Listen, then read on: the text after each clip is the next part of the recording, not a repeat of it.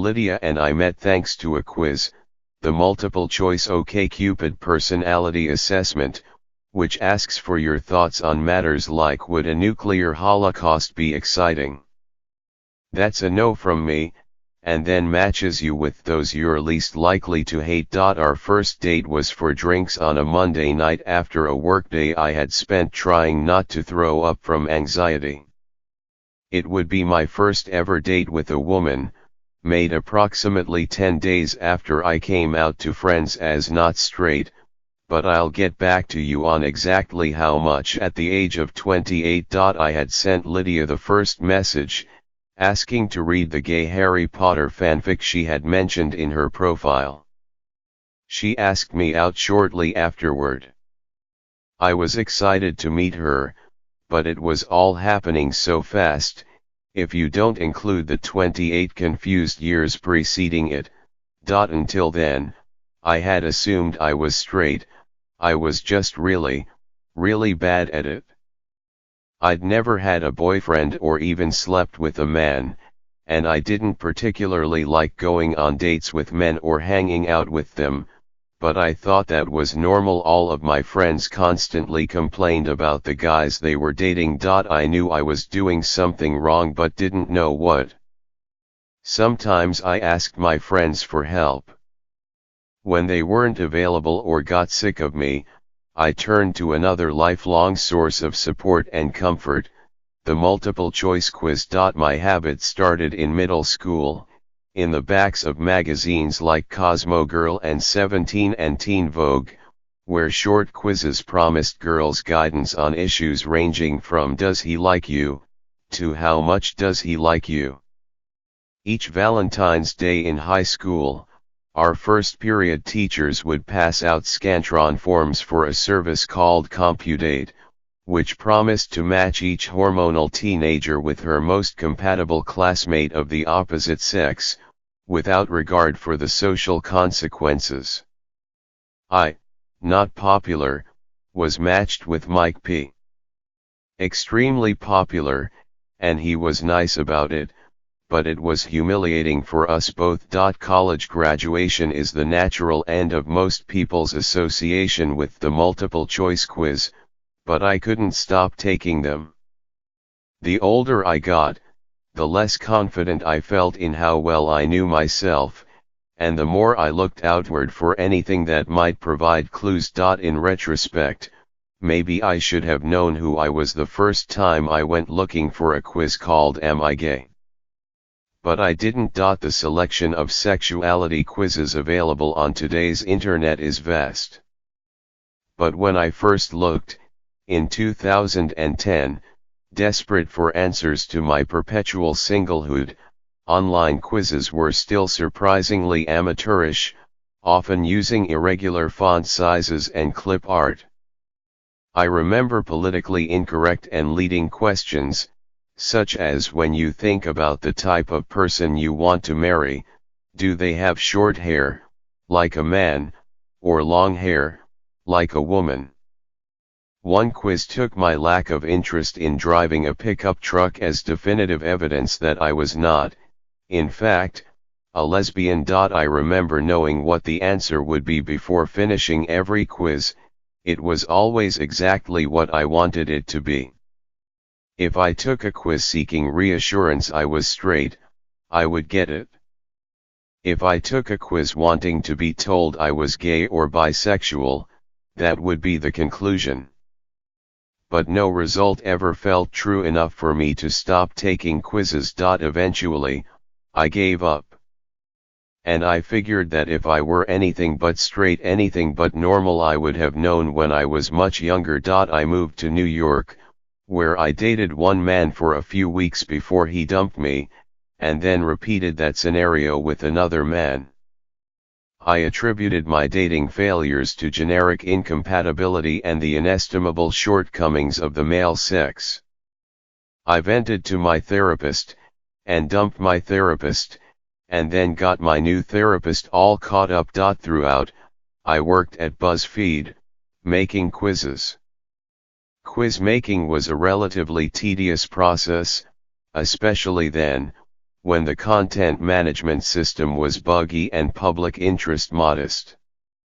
But quiz making was also empowering, meaning it made me feel like God. Finally, I had the answers I wanted because I wrote them myself. In designing quizzes, I could elect myself the most well-liked, brilliant, hilarious, hottest and most likely to succeed. My quizzes might ask, which One Direction member is your soulmate, or what type of ghost would you be?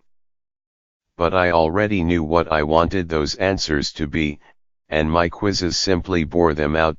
Soon the power made me cynical. In the comments of my quizzes people would affirm their results as if they were scientifically proven. OMG, this is so me. You fool, I'd think. It's all made up. For years I had convinced myself that my failure to obtain a boyfriend was mathematical. Too few parties attended, too few men befriended, too little time dedicated to Tinder. I assumed there was a right way to do things and I had yet to master it. It was my good, second therapist who helped me realize that my non-existent love life was not a quantitative issue but a qualitative one. What do you feel when you imagine going on a first date with a man? She said. Dread, mostly, I said. But that's normal, right? As it turns out, it really isn't. Nervousness, yes, but not dread. I didn't know.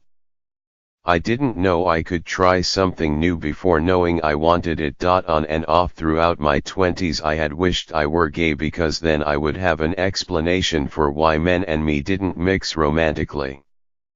I took all those quizzes hoping to be told I was gay and feeling let down whenever the answer came back that I wasn't. Why didn't I ever think wanting it to be true was answer enough? Why did I imbue an amateurish, made-up, misspelled four-question quiz with more authority than I granted myself? Lost in the many hundreds of quizzes I had taken was the power of making my own choice.